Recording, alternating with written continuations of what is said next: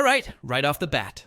This is a plea hearing in a misdemeanor traffic case, but what makes this one stand out is how fast it spirals from routine procedure into complete chaos. Watch carefully. This judge is about to lose patience in real time. Court is on the record in City of Conneaut versus Ricky L. Harris, case number 25 TRD 28. This case is set for a plea hearing today. It's actually set for a jury trial this coming Thursday of this week. The court received a notice in motion filed by the defense this past Friday, July 18th. And the court went ahead and hurriedly scheduled a plea hearing for today. Pending against Mr. Harris is a charge of failure to stop after a non-public road accident, a violation of Section 335.13A1 of the Conneaut City Ordinances, a first-degree misdemeanor. Mr. Harris is present. He's accompanied by his attorney, Philip Heasley. Also present is Law Director John Lewis. Mr. Lewis, the court has received a status report. Thank you, Your Honor. The offer that we have discussed here, should the court be willing to accept this, would be an amendment of the charge to the charge of failure to stop after an accident involving the property of others. It is still a first-degree misdemeanor, and that is under Ordinance 335.14A. The difference between this charge and the original charge is that this charge does not carry a mandatory license suspension. I discussed this amendment. So here's the breakdown. The prosecution is offering a plea to a slightly lesser charge. Same degree, but it removes the mandatory license suspension. Basically, a small win for the defense. But what do you think? Should someone still lose their license after a hit and run, even if no one was injured? With Destiny Kreider, she is the individual whose car was struck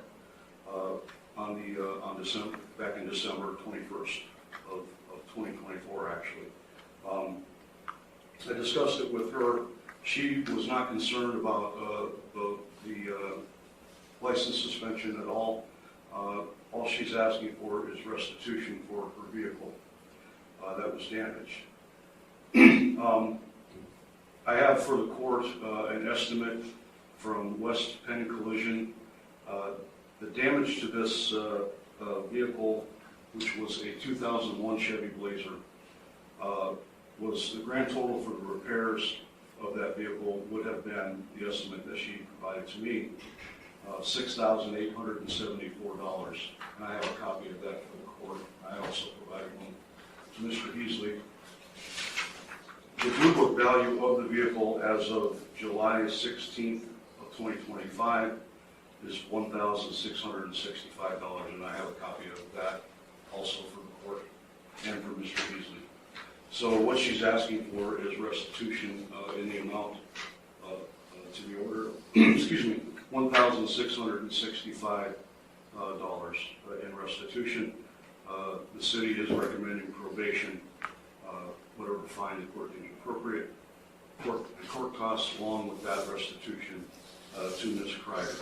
She's present in the courtroom, Your Honor, and she is in agreement with the offer that I've just discussed. Thank you. Thank you.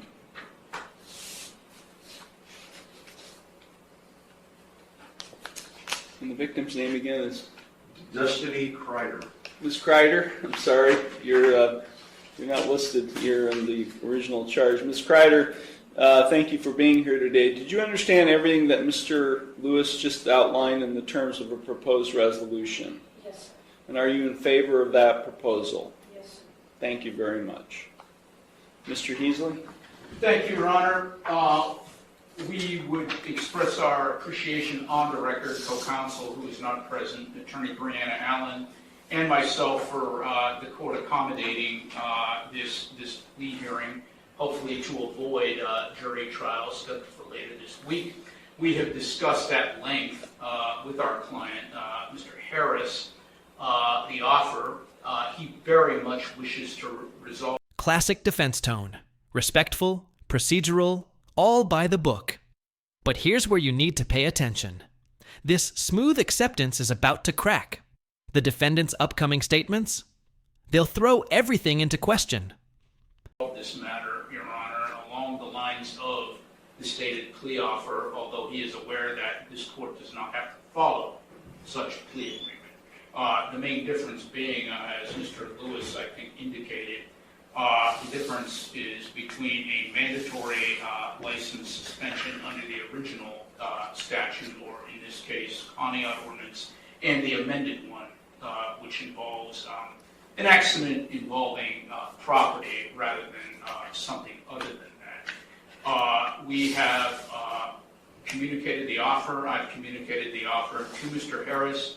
He's aware of his rights regarding trial, which hopefully will not be necessary, and we are prepared to proceed, Your Honor. Thank you very much with the plea.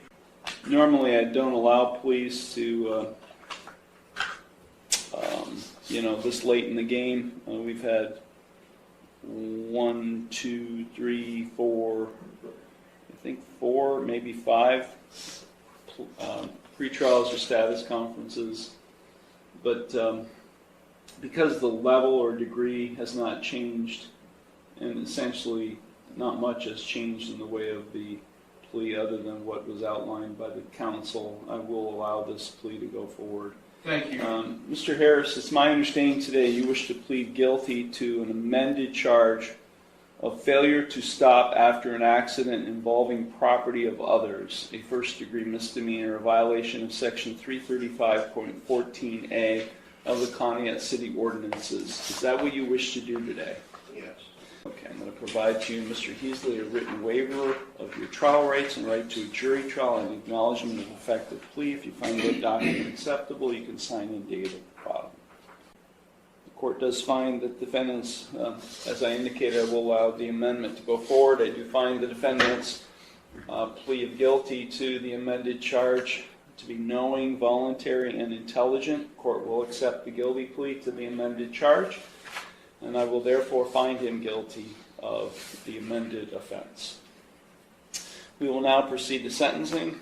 Mr. Heasley, is there anything you or your client would like to say at this time before I impose sentence? Thank you, Your Honor. My client, as indicated earlier, does wish very much to resolve this matter, and that basically what influenced the decision not to go to trial, which of course belongs to the defendant rather than counsel. We're aware that there is restitution to be made in this matter, and hopefully that will not be a problem. And he's aware of the possible sanctions that come along with this offense. We would hope that the court not suspend his driving privileges if possible. He's aware the court does not have to go along with the agreement, although we would hope that the court would. And once again, we appreciate the opportunity to plead to the lateral offense, same degree, that was afforded us in this hearing.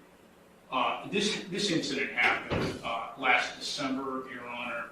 Mr. Harris has not reoffended in any way, and he is not likely to do so at any time in the future. Thank you very much. That's all. Thank you. Mr. Harris, is there anything you would like to say at this time before I impose sentence? I'm not sure I'm allowed to say it, so I just want to hold tight and keep all these things. So Okay. I don't know what I can say. So Okay. That's all? yeah. Okay. Okay. Mr. Lewis? Thank you, Your Honor. Just a real brief recitation. Back on December 21st, Ms. Kreider's vehicle was parked in front of her residence in the street. It was struck by another vehicle. Officers investigated the matter, determined that the vehicle belonged to Mr. Harris, and at that point in time, they found pieces of the vehicle that were there, including a piece of Cadillac grill ornament, and they matched it to the front of Mr. Harris's vehicle, and it fit. A piece of the Cadillac grill ornament fit perfectly, so that's how it was determined that Mr. Harris's vehicle was involved in the accident.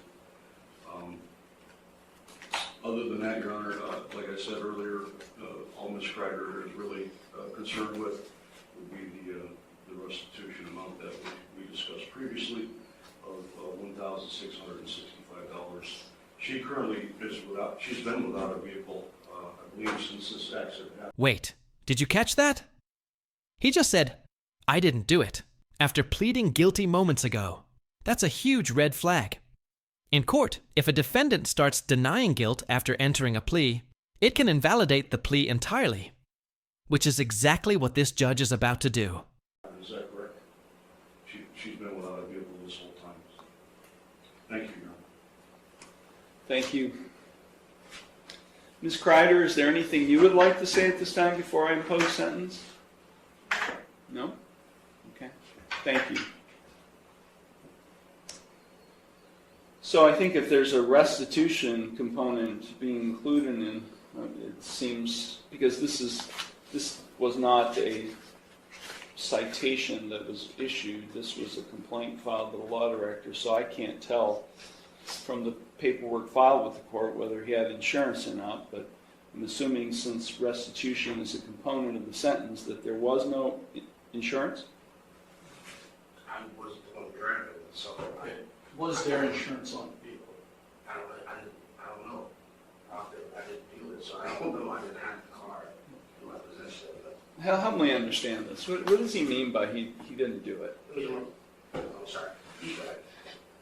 We were prepared, Your Honor, although he does wish to resolve this matter, according to the offer which was just recently extended to us, with trial on this matter. But he has waived his rights to... I understand. Just tell me what happened. I understand. Just tell me what happened. I'd like to know what he's claiming happened. Another individual, Your Honor, was operating the vehicle at the time of the accident, not Mr. Harris. But he does wish to resolve the matter in lieu of trial. I just accepted your plea of guilty to this charge, Mr. Harris. I'm now in the sentencing stage. Okay, I understand, but I'm being advised by my lawyer, so I'm not. That's what I said. I don't know what I'm allowed to say and not allowed to say. I'm trying to be respectful. The judge wanted to know regarding insurance on the vehicle. The Cadillac Escalade. I get that. I didn't have insurance on that vehicle. Whose vehicle was it? Okay, so the vehicle was in my name that I used. I let my brother have that vehicle because I'm trying to help him out. It's your vehicle. It was in my name. It was his vehicle. He purchased it. He bought it. Was the title transferred? No, he did not transfer the title.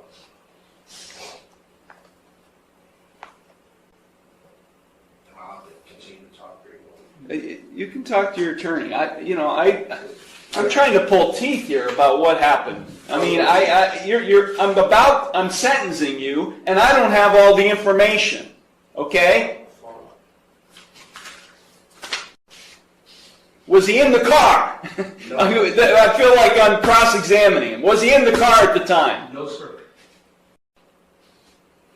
Okay. So, here's what I'm getting at, Mr. Heasley, specifically for you. If he pleads to a charge where he's operating a vehicle in an accident, And there it is. Meltdown complete. The judge vacates the plea and resets the case for trial, basically saying, "We're not doing this today."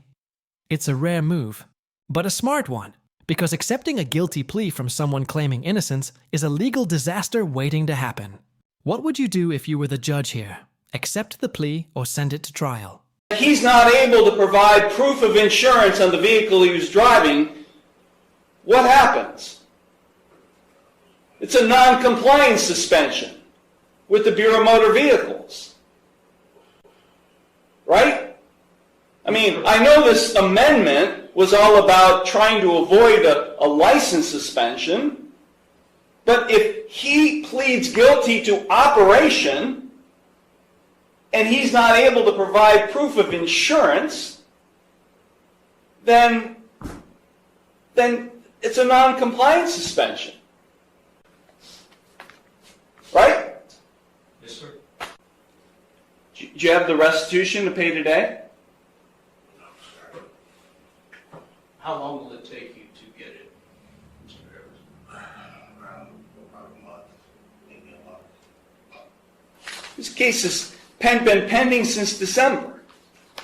You haven't been setting any money aside for that possible consequence? I'm living paycheck to paycheck. Okay. I have 5 kids. I'm sorry, Mr. Harris, but asking- take a look behind you. I didn't do it You just pled guilty to it. because I'm being advised by my attorney. I asked last time I was here, I asked if I could talk. No one's letting me talk. Well, we've got an appeal issue right now. We got an ineffective assistance of counsel claim right now. And I'm not going to allow this thing to go up on appeal, and you guys spend all kinds of time dealing with an appeal. I'm going to leave. And you guys are going to talk about this, and then we're going to resolve it, because I'm not sentencing right now. Because I'm not going to allow you to waste your time having to deal with an appeal on an ineffective assistance of counsel claim. This case is going to a jury trial. I'm vacating the conviction. This case is going to a jury trial on Thursday. You want your trial? You got it, Mr. Harris. This case is being vacated. I'm sorry, Ms. Kreider. This case is going forward to a jury trial. I'm vacating the conviction, and we are not proceeding the sentence. This is